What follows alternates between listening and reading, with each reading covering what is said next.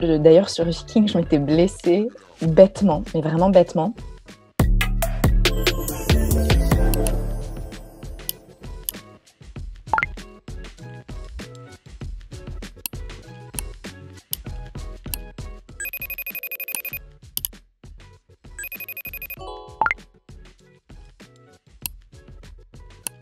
J'ai commencé par la danse classique quand j'étais toute petite, j'avais 3-4 ans. Donc, j'ai un peu grandi sur scène. C'était un peu mon moyen d'exprimer certaines choses différemment que dans la vie. Finalement, dans la vie, je suis assez réservée, assez timide. Mais dès que j'étais sur scène, ça me donnait un champ de possibilités tout autre. J'ai commencé les cours d'art dramatique à l'âge de 7 ans. Et à 14 ans, c'est un peu, enfin même avant, hein, pour certaines personnes, c'est le moment où on choisit de se professionnaliser ou non dans la danse classique. Et c'était pas mon cas. Par contre, j'avais ce désir de rester sur scène, donc j'ai poursuivi avec le théâtre. J'ai d'abord fait le cours Florent pour me préparer à une école d'art dramatique anglaise. Et ensuite, je suis partie à Londres. J'ai fait la London Academy of Music and Dramatic Arts.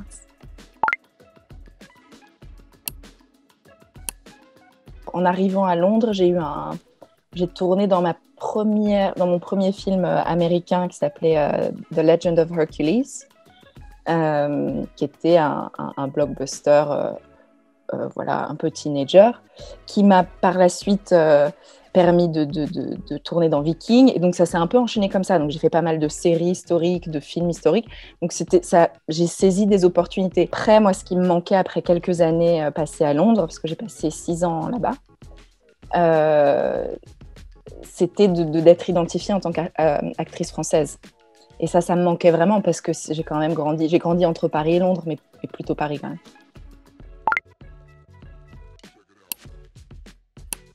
Au moment où je passais le casting pour la saison 2, la saison 1 venait tout juste de sortir, donc elle n'avait pas encore de renommée, il n'y avait pas encore eu de retentissement. Et d'ailleurs, j'ai tourné donc dans la saison 2 et 3. C'était super parce qu'effectivement, c'est un peu comme un roller coaster. Enfin, ces grosses productions-là, il y a des cascades, j'ai appris à me battre, etc. Donc tout ça, c'était nouveau et hyper excitant. Elle a gagné la renommée qu'elle a aujourd'hui seulement peut-être quand la saison 4 est sortie. Les gens ont commencé à regarder depuis la saison 1 parce qu'au début, c'était seulement sur Amazon. Ensuite, Netflix l'a racheté. Donc je pense que c'est au moment où Netflix a commencé à dévoiler la série que les gens ont commencé à regarder en masse, quoi.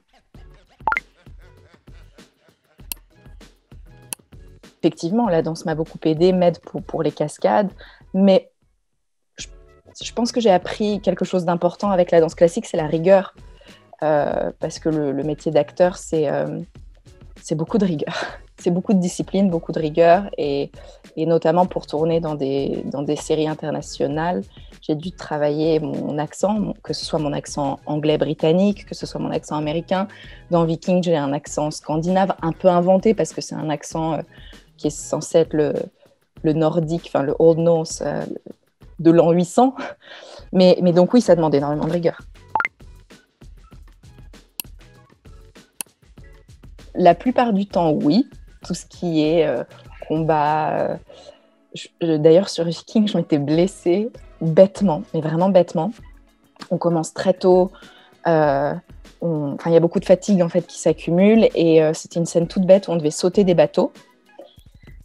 Et on saute, on sautait à peu près 2 mètres, 3 mètres, 2 mètres à peu près. On saute. Et à un moment, les bateaux se positionnent mal, parce que c'était des vrais bateaux avec des vraies personnes et ils se positionnent mal. Et là, au lieu de sauter 2 mètres, on a sauté 4 mètres. Et je me suis fait une entorse assez pas très, très cool avant une semaine de bataille.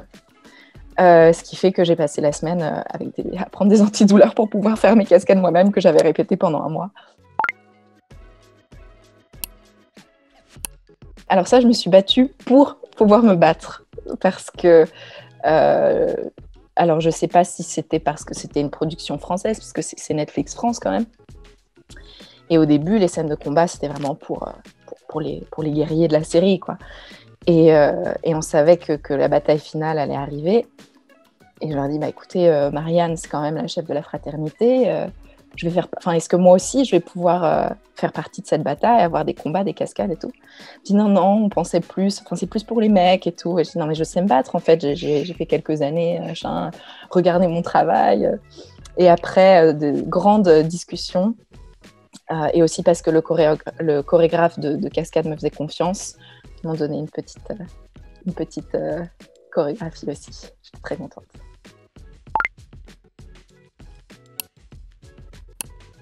Je venais de terminer un tournage et j'étais en train de me reposer, prendre des petites vacances et mon agent m'appelle pour faire une audition. Donc j'ai envoyé une tape pour un autre rôle dans la série, dont je ne citerai pas le nom.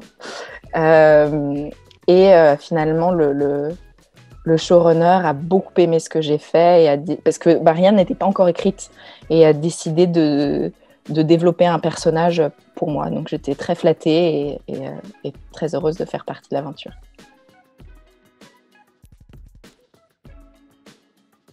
On incarnait la fraternité à l'écran et on est devenus très proches dans la vie aussi. Et je pense que j'ai toujours eu beaucoup de chance dans les productions dans lesquelles j'ai joué. Je me suis toujours bien entendue avec le casting. J'ai jamais eu aucun problème avec les acteurs. Mais dans Révolution, on est vraiment devenus potes. C'est-à-dire qu'on se voit, on se fait des choses ensemble, on est devenus amis, quoi. Et ça, c'est assez rare.